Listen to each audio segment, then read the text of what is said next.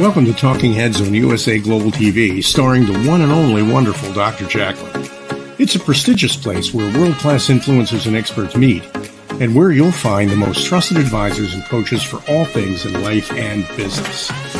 Visit usaglobaltv.com to sign up for our newsletter, get the value you need, and be first in line to learn about events and giveaways and other valuable content. Connect with us. Email Dr. JACALYN at usaglobaltv.com to talk about how you can become part of USA Global TV. That's USA Global TV, where the doctor is always in. Hello, everyone, and welcome to USA Global TV and Radio. I'm Dr. JACALYN KERBECK. I'm the president, I'm the founder, and the chief listening officer here at our network, where we currently have 29 live weekly broadcasts. Our show today is The Wise Ones, and joining me is my co-host and friend. He's also my book coach. He is quite accomplished, and every show I just get more and more overwhelmed thinking about all the things that he has accomplished in his life, and he always shows up. He's the true professional, and he's the consummate gentleman. Let's welcome red.olaughlin, and then we'll bring out our guests. Hi, Red. Hi there. Hi, Dr. JACALYN. You got a beautiful smile again today, but I got to ask you one question first. Are you going to change outfits every time you come on the air today? Well, I changed. This matches our background. So earlier today, I was wearing pink. But the show we were on recently, every time I turned around, you were in a different outfit. I know. That's show business, right? You got to do what you got to do, right?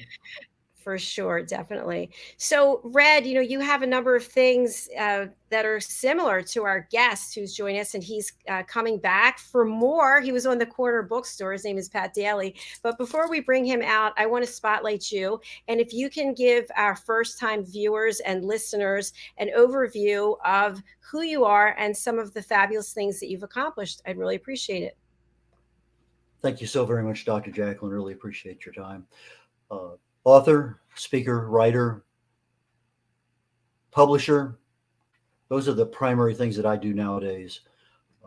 Long time ago, high school, my first love was chemistry. I didn't get a chance to practice it because I got an invitation to Vietnam. However, nowadays, I use my chemistry background to research the human body at the cellular level, chemically speaking. I look for cause and effect relationships. Treat a cause, fix a problem. Treat a symptom, and you'll always be treating symptoms. So I take my passion, which is looking into the human body, and what accelerates this, what slows this down, what can we do about these things? And when you look at how things work, it's amazing how we can sometimes, if you do this, it stops it. If you do this, it slows it down. If you do this, it speeds it up. So don't do whatever it is to speed it up. But there's just a lot of things there. So that's my passion in life today. I write about it. I kind of specialize in longevity and age-related diseases. I speak about it quite often on the USA Global TV and Radio Network. I have a show called Talking Heads that occurs immediately following this show here, The Wise Ones. And I spend a little bit of time. This next series of talks are on post-pandemic health. What can we do to be in our best possible healthy shape, wellness-wise, fitness-wise, every way, emotionally, mentally? What does it take to get there after this pandemic is over? And let's see what else. I think it's about time that we get over to Mr. Pat Daly and start learning about him. Don't you think, Dr. JACALYN? Yes, Red, thank you so much. So Pat Daly is an author, and he's an author of Spark. He's also an engineer and a former Air Force test pilot, and he's going to be speaking with us about his book and also about his experiences. As I mentioned, I think you two have a number of things in common. So let's welcome Pat Daly to the show. Hi, Pat. Hey, everybody. Dr. JACALYN, Red. Thanks for having me. Nice to have you with us. Thanks for being here, and thanks for coming back. As I mentioned, you were on the corner bookstore, and people can watch that interview over on our YouTube channel, USA Global TV and Radio. Tell us about the journey that you've had in your career and how it's led to writing. Okay. Well, I always loved to read when I was a kid, and I early on got bit by the sci-fi bug. And someone like Red was talking about his background, that early love pointed me in a certain direction. It pointed me towards technical fields. It pointed me to, I wanted to be an astronaut. I wanted to go to the moon, do all these other cool things.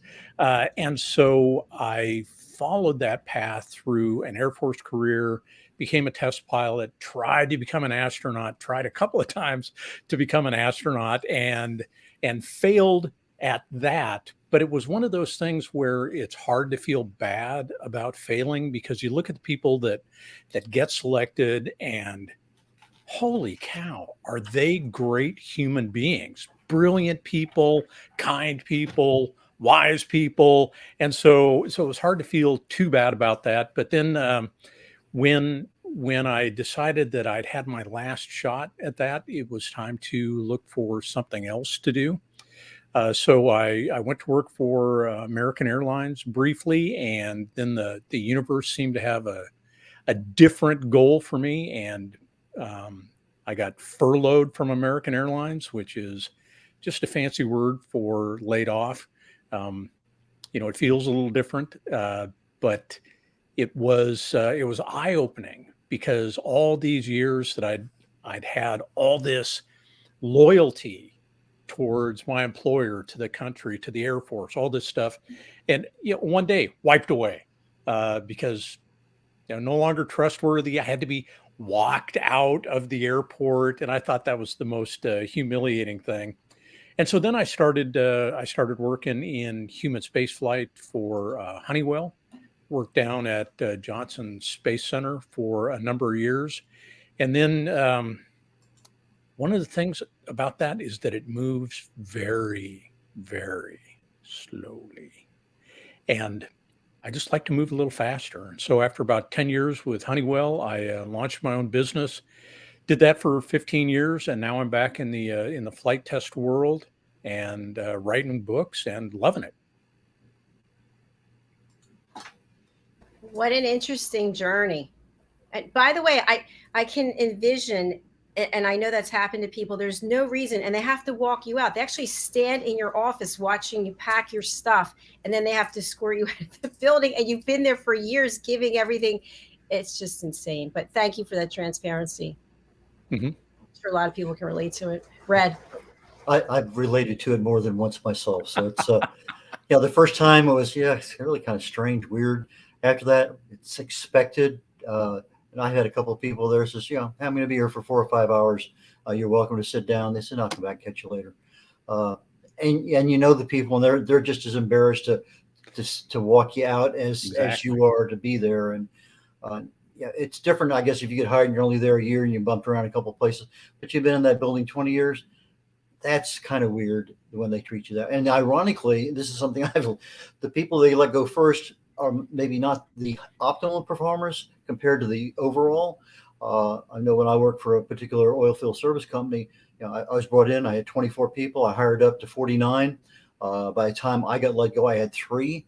And so it's just, you see everything. And I had just a policy. I said, if I know there's something going on, I can't tell you. I had a staff meeting every week. I said, if I can't tell you something, something's going on. If I tell you I don't know anything, then I don't know anything. And it just seemed to put them at ease, because they had something that they could rail on. So if we had 2 or 3 weeks, I don't know anything. Okay, fine. Everything just went back to normal. But it's still it's a crazy environment to live in, that you don't know whether you're going to be at work next week. Yeah. Yeah. And it's it's stressful. You don't know if you need to put your house on the market, or polish up your resume, or think about retirement, or just take the dog for a walk. It's well, is it more stressful than flying a brand new airplane that hasn't been flown before? Yes. Yes. Brand new airplanes, you'd spend a lot of time studying them. And the ones I flew anyway, you always had the what we would call the nylon letdown option, where if things go really, really bad, you can eject, and then you parachute your way towards the ground. But there's no parachute in corporate America. Well, I mean, there are some people that have the golden parachute, but for most of us, we're at the beck and call of the company, and got to do our best, and then sometimes just got to move on. Did you have any simulators that you were able to fly before you actually got in the seat? Sometimes you would fly things that were similar in a simulator or in the actual aircraft. Like for the F-15, for example, the F-15 flies a lot like an F-4. Now, a little higher performance, a little cooler stuff, but they were both built by McDonnell Douglas, really similar handling characteristics. So flying an F-4 was really good preparation for flying an F-15. Flying an F-16, on the other hand, was you could mess around with engineering simulators and feel the incredible responsiveness of the aircraft, and it was still nothing like getting into the airplane and feeling the kick in the seat and just the ultimate responsiveness of that airplane to almost to your thoughts. My dad was an aviation pilot. He got his Navy pilot wings when he was a second-class machinist mate, enlisted pilot. And he flew 77 different kinds of aircraft, jets, helicopters, multi-engine seaplanes. And he was a test pilot for a short period of time. And one of the 2 or 3 conversations, I said, well, how do you fly a plane that you've never flown before? And he says, a lot of times they had another plane right next to him on the runway. And you were just basically, when he was ready to, you had communications back and forth. And they basically had a buddy next to him, literally, even though you're in a different aircraft, but it was just kind of that extra safety factor that you had there. I don't know. We don't do that nowadays, but I know back then they did.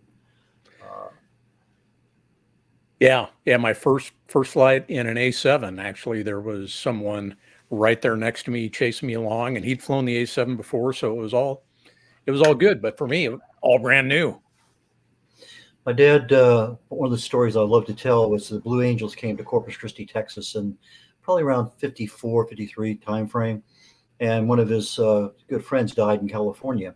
He borrowed the number 7 Blue Angel jet, flew it to California for the funeral, got it back before the end of the air show. He had trained during the Korean War. He was a jet instructor in Alameda, California, and he had trained I won't say most of the Blue Angels, but the CO of the Blue Angels was one of his students. But nowadays you don't do something like that. But No. back then it was pretty. He was flying out of Puerto Rico and brought back a dog, and they had to tape an oxygen mask because he was sitting literally on my dad's lap. So my dad had an oxygen mask, and there was another one that was a makeshift. So just a lot of little things you do back then you don't even think about doing nowadays. Yeah, it was a different time. Yeah, we keep evolving. That's a good thing. Pat, I'd love for you to share with us about your book, Spark. What do you want people to take away from reading it? Okay. As far as takeaway from reading it, I think it's the importance of play in life, because sometimes we poo-poo people that play games, or whether it's video games or games on the phone. But I think there's an incredible reward to playing. It's a chance to divorce yourself a little bit from the soul-sucking tyranny of your day-to-day existence, if you will, and replace it with something that is fun. Now, it may replace one stress with another stress, because sometimes playing games can be stressful, and yet we don't react to it the same way. It's a different kind of stress. It's been called eustress, which is a positive stress on your brain and body, as opposed to distress, which is, has a negative impact. I mean, I think if you think about going for a run, that's all good. Stresses you out physically, maybe relaxes you mentally. But if you're running from some crazed madman with a knife, then that's not the same kind of positive stress. It's a different world out there. So play, I think, is one aspect of it, and then maybe another aspect of the book is that the world is not necessarily the friendly, safe environment that we all wish it were, and so we have to maintain a bit of vigilance and learn from doing. Pat, I noticed on your book cover, Spark, you have very interesting book cover, by the way, but you have a maze-like figure. Mm-hmm. And does that add to the stress of opening the book and where are you at in this maze? Is that sort of what was that in your background when you came up with that, or is that accidental or what? No, it's very deliberate to put that maze on there, and it was because within Spark, within the world of Spark, the Solar Prime augmented reality park, gaming theme park, if you will, there are things that aren't advertised. There are things you can do, things you can learn. And to a certain extent, it's like a maze. You have to continue to go and go, um, but you don't necessarily know what's at the end of the maze. And so that adding that maze was deliberate, as was trying to make the maze look a little bit electronic, as a nod to the artificial intelligence and world of the future that I try to create. What prompted the creativity to go in that particular direction? You have a game playing background, or your kids, or whatever? A little of both. A little of both. I've always, you know, early on, when computer games became a reality, um, they were mostly text based. And so you would have to read what it says and then type in your response and go from there. And now it is so much different, so much more expansive, um, that I've evolved to console kind of gaming, PlayStation and uh, Xbox. So I do those kind of things as well. And then what really got me into this idea was I have two daughters, and both my daughters at the time were playing a game called Pokemon Go. And the way Pokemon Go works is of course, you have an app. So you fire up your app, and then your app shows you your camera's view of the world. And as you're walking around, these little Pokemon jump up on your screen, and they're not really there. Even though you're seeing the yard and the sidewalk and everything on your phone, these Pokemon exist only in the virtual world. And I thought that is a really cool idea, to be able to superimpose the virtual over the real, which really is kind of the opposite of what you're doing right now, Red. I mean, we've got a real image of you superimposed over a virtual background. So it really looks like you're in this beautiful forest, but we know you're not. But we don't really know where you are. We don't know what your real background might look like. You could be on the deck of an aircraft carrier. So anyway, I started playing this game because my daughters were, and that's what prompted the idea for this kind of theme park that would use that technology to create a blended, true and virtual environment. Interesting. This is your second book, right? This is actually the first nonfiction book I wrote, or first fiction book. Sorry, I wrote a nonfiction book a few years ago, and it was all about aviation safety. But this is my first fiction endeavor. So this is really your first breakout from everything I've written has always been of the nonfiction variety, how to do this, whatever it may happen to be. I did take a NaNoWriMo thing, and I wrote 24 hours in the life of a particular flight that I had that we went on. And it was a very, very successful flight against some Russian submarine. And it was just, I wanted to kind of capture what was going on, because and I kind of combined several different flights because it's impossible to get all the different parameters with each one. But it was one of those kind of really special flights where you get relieved by this super electronic P3 that has everything in the world that we could only dream of. And so we get out there, we identify where he's at, course, speed, depth, and then we turn it over and exit on him. We never know anything more about it. But the thing that happened to me on that particular flight was what a real world occasion of Red October, where they did the crazy Ivan maneuver. Here I am tracking this Russian submarine along, oblivious to the world, getting ready. Everything's going on, but next patterns in the water. Got 3 or 4 hours before the guy shows up. Everything's fine. You're getting ready to turn it over. All of a sudden, the guy makes a U-turn. and I'm here. We're the last 30 minutes. I can't drop anything. I can't communicate. I mean, we're out there in the middle of nowhere, 1,000 miles from land, and it's just, what do you do? The guy's turned around. Well, fortunately, he turned back around, and I guess the story was the fact that, okay, he turned around. The other aircraft knew all the buoys. We had no water. They followed the plot. They knew what happened, but I didn't know at that time, and it was just panic city. But a lot of times when you fly, you have panic city. Yep. Yep. We had a lot of long flights, but my shortest flight was probably my most panic driven one. I don't know. Have you ever had a 0.1 flight? Yeah. We had a 0.1 flight with a fire on takeoff. Yeah, very similar.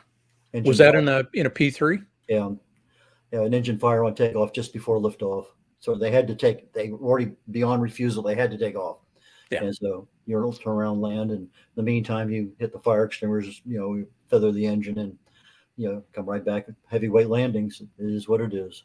Yeah. Yeah, mine was actually in an old model F4, an F4C, which used a thing called boundary layer control, which blew hot air over the wing to help with, keeping the boundary layer attached, producing more lift, all that good stuff. But when you raised the flaps, if boundary layer control did not shut off, then you were just moments away from a major fire. So I took off, lit the afterburners,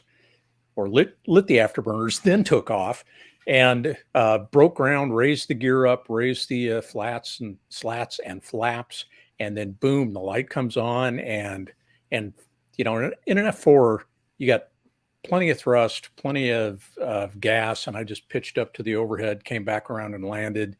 It probably wasn't even 3 minutes. But yeah, at all those flights, I clearly remember that one. Yeah, I've had some very good flights. I've gone to very interesting places, Bora Bora being one of them. But the ones that seem to be more panic stricken, that usually involve fire inside or outside the aircraft, those are the ones that have a tendency to sear that thought into the brain. Yeah. So what airplanes did you actually fly? Most of my time is in F4s and F-16s, but I've got a bunch of other time in fighters, A-7s, F-15, F-18, of course, all the T series, T-37, T-38, T-2, T-6, and then some of the bigger stuff as well, like a B-52 and a KC-135, which is a military version of a 707. And then one of the most odd things I ever flew, though, was the Goodyear blimp. And what a hoot that was. It's not really a cockpit. You're in this gondola, and the control panel reminded me more of a pipe organ in a church than it did of a regular cockpit. Because you're pulling all these knobs to reshape the balloon, the hull, to generate lift and turning. And so it was kind of like sitting in a minivan and just having these things to pull to reshape the bag. It was a lot of fun. Yeah, only other experiences I have that are worth noting, I flew an OH-6A Cayuse helicopter. My dad was working for Hughes Aircraft at the time, and his boss took me out, and we did a bunch of stuff up and down the California coast. And then I was over in Montijo, Portugal, and I got a flight in an Atlantique. It was on my birthday, so they felt compelled to let me sit up there and fly the aircraft for a while. That was kind of interesting. But beyond that, no, most of my time is in P3s, nearly 1,000 flights, actually. Oh, yeah. And in that airplane, that's a lot of hours. It's a lot of hours. Now, some of them, are very short because they're logistics runs here, there, and yonder. But most of my missions are 12 hours. Mm-hmm. But different world nowadays. It is. And they're aren't they doing that mission? I know there's some P3s still flying. P8 took over. It's basically a 737-800 that has been configured for military requirements, Bombay and all the rest of that stuff. Because the P3 used to be the Lockheed Electra that they took 10 feet out of for Bombay door and stuff. But anyway, it's the mission's still there. It's a totally flying still on the Russian submarines. My son has a lot more in-depth knowledge because of where he's at as a contractor with communications with the military and the Navy in particular. And what we used to do is we never talked to anybody. Sometimes we wouldn't even talk to the tower. You flash a light and you take off. And other times you sit out there on the tarmac and you simulate a flight as if you were flying, because we had Russian AGI trawlers around where we were, and we didn't want them to know whether we really did take off or didn't take off or whatever. And so you're doing position reports as if you're 500 miles away. I mean, it's crazy things back during the Cold War. But anyway, we did a lot of things. But the P-8 is taking over that mission. It doesn't have the same capability, but I see in the future probably will far solve it. But they have areas that they're much better in, but areas that they don't have the same magnetic anomaly detection, for instance. We could get down 200 feet off the water and you could pick up the metal of the submarine and know exactly where you were. So when you wanted to put a torpedo in the water, you made your final mad run, you get that little swing of the magnetic anomaly, you 2 seconds, pop it out on the right-hand side, boom, the torpedo is exactly where it needed to be when it went active. But they don't do that. For what reasons? I guess they probably have better technology. They don't need that particular sensor anymore. I have no idea. I've never actually been in one. It's one of those things I look forward to doing one of these days. But so what actually got you involved with writing? I mean, that's we talk about authors here periodically. We talk about a lot of entrepreneurs, but what actually got you in the writing bug, and in particular into fiction? Well, I I had the idea about the virtual reality game park, and so I thought, oh, that would be really cool, really cool. Somebody ought to write this book. And so I started noodling it over a little bit, and I came up with what I thought was a great plot. And then one night while I was out at dinner with my lovely wife, I was kind of pitching the book to her. Now, for context, she is a 4th grade teacher. And so she deals with terrible writing all the time. And she starts pinging me, well, what about this? What about this? What about this? What about this? And I may have reacted poorly.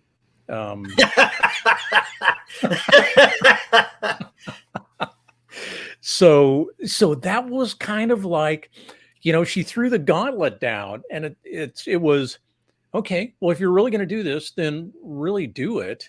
And you'll have to think your way through all of these writing challenges. And I did. And when I got the first draft finished, I was convinced it was the next great American novel. And then I had some people read it, and I found out just how terrible it was.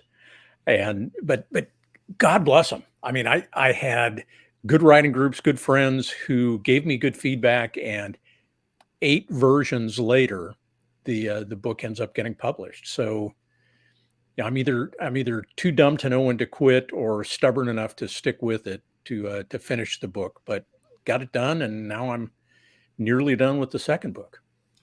Before we go to break, go ahead. Sorry, I was going to say, let's bring up your website. Oh, okay. Yeah. Before Is you that go okay to with you? Before you go to break, I get 2 questions about your writing there. Number one, Feral Daughter is one of the main characters. How did you come up with that name? We were on a family vacation in Spain, and jet lagging. We're over there we're wandering through a market, and I just had market overload. So I go outside to just clear my head a little bit. And as my wife and daughters exit the market, I thought I heard my daughter say, "Feral daughter." And I don't remember what she actually said at the time. And at the time, she was studying fashion merchandising at Baylor University. And I turned around and looked at her and I said, "Christy, that would be a brilliant name for a boutique. You could sell counterculture kind of clothes. You could, the stuff your parents don't want you to wear." And she said, "What are you talking about, Dad?" I said, "Feral daughter." She said, "What do you mean?" said, well, didn't you just say feral daughter? She goes, no, Dad. I said, whatever. But the name stuck with me. And so when I developed this character for the book, I wanted her to have an avatar name, and I wanted a name that kind of told people a little bit about what to expect. And so feral daughter was born again as a book character. Second question. When you write, I write in Microsoft Word, but I know there's some special software when you start having numerous characters in different locations and times. And do you have any special software that you used in order to write your book, or was it all done just in a word processing? It was all in Microsoft Word, although I've been tempted to try Scrivener because I have another author friend who swears by Scrivener. And I'm just hesitant to try it, but maybe for book number 3, I'll do that. I've used Scrivener off and on for some stuff, and I was using it not necessarily for the benefit of writing fiction, but for the benefit of being able to publish a particular document in a different format. And that was very helpful to me as a publisher. And so I was using it, but not necessarily as it's intended. But there's a lot better and more tutorials on it now than there was 5 years ago when I was using it. Uh-huh. I brought up your website here. I'm going to go over here on the website. So tell us a little bit about the design and where I should go while I'm over here. Okay. The design was supposed to evoke a memory of the cover of the book, or to feed back to that. So you got the spark in the middle, and then the little lines radiating out are supposed to look like the etching that is done on integrated circuits. So I wanted that to be brought to mind. So up in on the top banner, you got About Pat. That's just my bio there, and then About Spark, media, contact information. Yeah, pretty standard bio. Live in Houston with my wife and dogs and cats, and within easy reach of one daughter anyway. The other one we're trying to convince to move back to Texas, but have not succeeded yet. Not the feral daughter. Nope. And Pat, you're the director of safety for Berry Aviation? Yeah. Yep. Yeah, that's cool. That's what I do for my day-to-day job. Fabulous. Okay, let's go over to About Spark. This is the one where I saw the cover of the book. I thought I had seen the cover of the book there. Maybe I didn't. There it is. Yep. And I need to this is good to review the website, because now I know I need to replace that image, because that's not the current cover. Yeah, it is funny when we go look at our own websites, isn't it? It's like, oh, I should have changed that date, or that person's not, whatever it is. But yeah. Okay. So let's go on to media. Do you have any appearances coming up that you want anyone to know about? Not immediately, because we're in a really, really busy time at work. So I'm trying to minimize that. Mm-hmm. But I would hope to maybe come and visit y'all again when book 2 hits the streets. Now Perfect. you did go to Comic-Con, didn't you? Comic Palooza. Yeah. So what's the difference between the two events? Location, really. They're both very similar in terms of, it's not just about comics. It's about cosplay. It's about role playing. It's about gaming, in either the tabletop version or virtual reality kind of gaming. And then there is a huge market, not just for comic books, but for science fiction and fantasy related art, related collectibles. Like this past year, there were more little baby Yoda figurines than I thought could exist on one planet. But it seemed like nearly everyone was selling them, and nearly everyone that walked past our booth was carrying one. So clearly, Baby Yoda was the way to go, was the thing to bet on for for Comic Palooza vendors this year. So, I mean, Comic Palooza, Comic Con, really very similar. What tends to be a little different is some of the celebrity guests you get, because Comic Con, that's the biggie. That's the mothership of comic, sci-fi, fantasy conventions. And so they have a little more luck gathering some of the big names like Chris Pine, you know, from the new Star Trek generation, or Chris Pratt. There seem to be a lot of Chris's in science fiction now. Chris Hemsworthy, the guy that plays Thor. So a lot of Chris's out there in the sci-fi world. And then sometimes you get some of the throwback guests. I don't think William Shatner is doing them anymore, but Katie Sackhoff is out there doing them, and she first came to my attention in the reboot of Battlestar Galactica, and now she's gone on and done a bunch of other things as well. So, yeah, that's kind of the vibe at the two comic conventions. Do you have a costume you wear, or are you just incognito in mufti?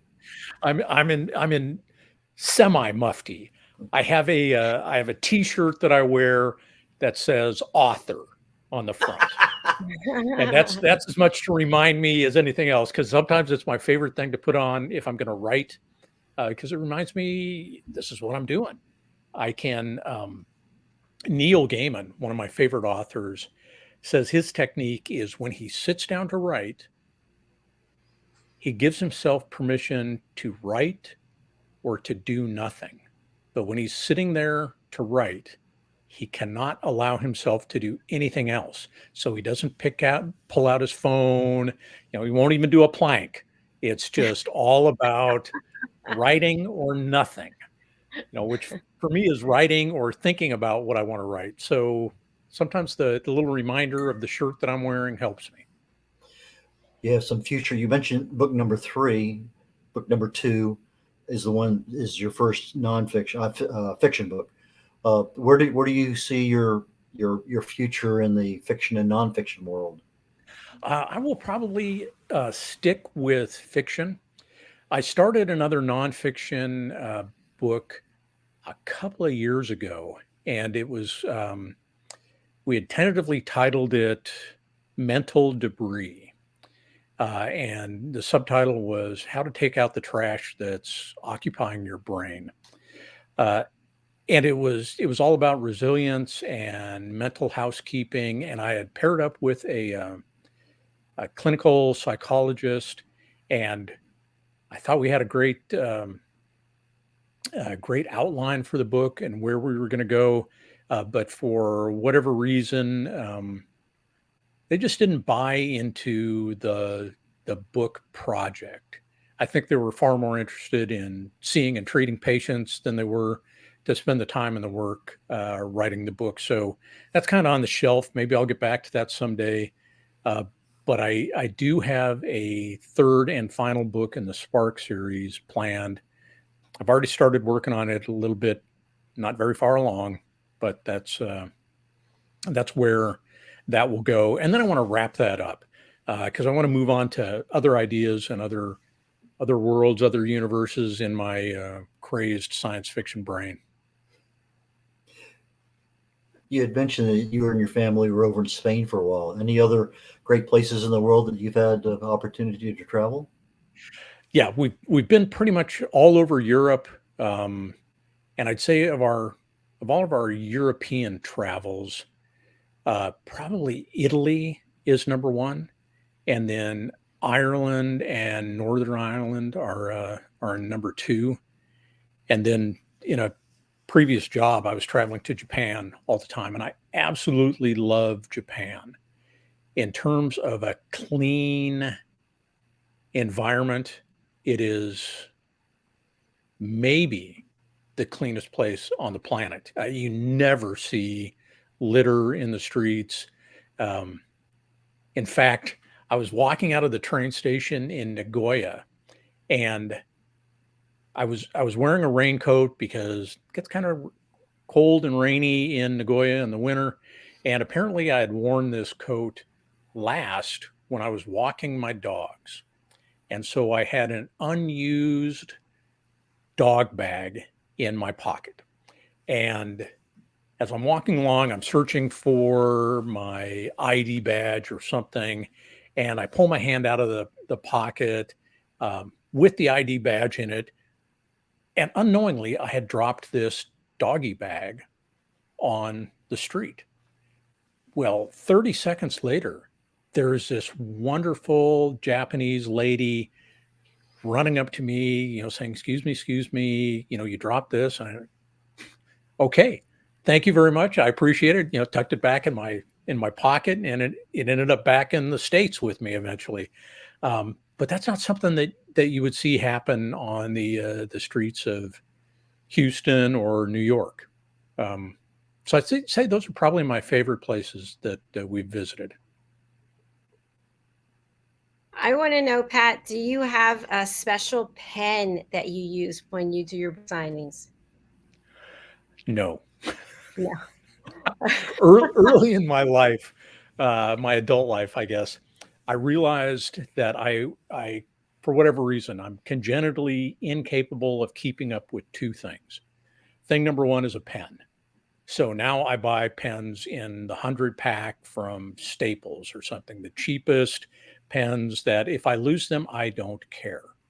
And then the other thing I'm incapable of keeping up with are sunglasses. I don't know why, but I have a tendency to put them down and then walk away from them.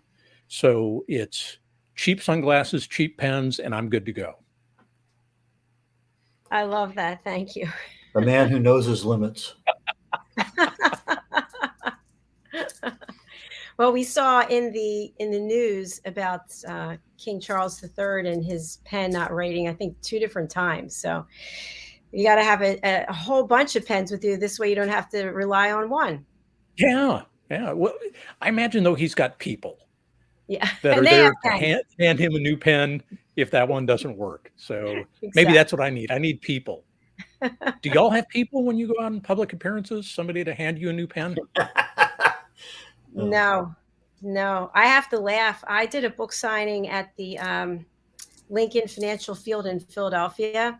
We had an event there for a charity. And anyway, it was a horrible day. The weather was wind whipping and the rain, and the tablecloth wouldn't stay on. And it was just a disaster. And I thought, book signings are not as glamorous as I thought they were going to be. Well, I tell you, with COVID, you're away from everything, so you're not doing it as much as you used to. And I just went to a couple, and I didn't have a pen on me because it wasn't one of those things. I used to do always. I had them in the car, I had them everywhere. Now all of a sudden, okay, I got my books covered, walking. I don't have a pen, and so I go around. And somebody has 3 or 4. I says, "Can I borrow one for the event?" And they're always good about allowing me to do that. I said, "I promise, I'll bring it back." It's just a cheap pen, but still the same. I returned it, but yes, there's something about. We all leave something out of our brain when things happen, and it just you've identified it. I don't think I have locked into one individual thing yet.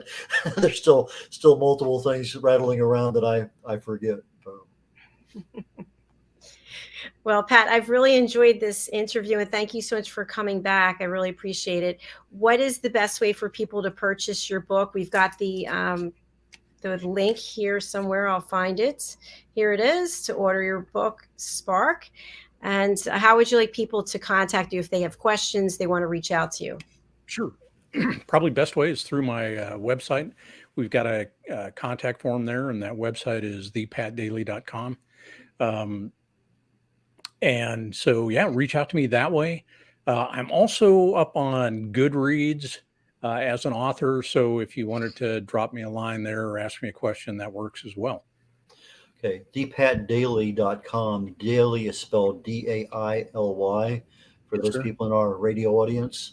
So just making that extra clear. So it's thepatdaily, DAILY.com. Exactly. Thank you so much, Fred.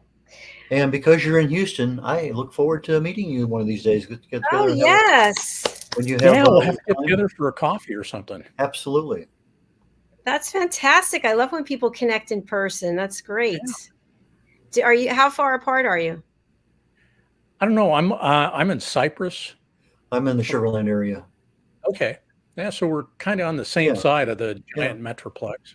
Yeah. So probably about 50 miles. Yeah. Okay. Well, half of 50 is 25. There you go. Well, thank you again, Pat. And please do go over to our YouTube channel, USA Global TV and Radio, and spread the word that your audience can watch it over there, as well as many of the other platforms. But that's my favorite. And we look Will forward do. to when you have the next book done to come back and let us know more about Feral Daughter. Absolutely. Looking forward to it. Thanks so much for having me on here. Really appreciate it. Dr. JACALYN and Red, it's been great. No. Thank Likewise, you. It was a Pat. pleasure. Nice seeing you again. See you too. All right. Bye now. Bye for Bye-bye. now. Well, I really enjoyed that. I have to apologize. We had a major storm. The wind was pelting with the rain. I had to go downstairs, make sure everything was all right. So thank you for carrying on, Mr. Red O'Laughlin. How can And- people reach out to you? And just remind us again, what will you be speaking on right after this on your Talking Head show? I'm doing a series right now on post-pandemic health. What can we do now to be prepared when somebody says the pandemic's over, and it actually is over, and we're not losing hundreds of people a day in new cases or anything else, that our vaccines are actually working as a vaccine, that we don't need booster shots, that we're not seeing people load the hospitals or die, that pandemic is big red mark crest, it's done. So that's what we're talking about now. What can we do now to get ourselves ready so that when the pandemic is officially over, we are way ahead of our peers who are really not preparing for a post-pandemic world? And so that's where I'm at. I'm about in the middle of that. I think episode 3 or 4, I think 3 today, if I remember right. Regardless, that's what I'll be on. That's at about 11 minutes, I guess, on Talking Heads on the USA Global TV and Radio Network. And reach me easy, red.olaughlin.com. I have a banner with all my information in there, email and phone numbers. But red like the color, R-E-D, O'Laughlin spelled OLAUGHLIN.com, red.olaughlin.com. Thank you, Red. And I'll let you go over to the other studio, and I'll be there in just a minute. I look forward to you joining me over there. Take care. Thank you again. Bye. Now. And thank you to each and every one of you for watching our shows or listening to our shows, whether it's on the radio or a podcast platform or here on one of our TV stations. We're just thrilled to have you. Please do reach out if you're interested in joining us as a guest. Maybe you'd like to have one of your own shows, or you'd like to co-host with me. You'd like to be part of a panel or a roundtable. Please go over to usaglobaltv.com/contact us. All right, that wraps up our shows up until Talking Heads. You just heard what Red is presenting on. I'm going to go over and produce the show, and I'll be back tomorrow for the rest of our broadcasts. Take care. Bye for now.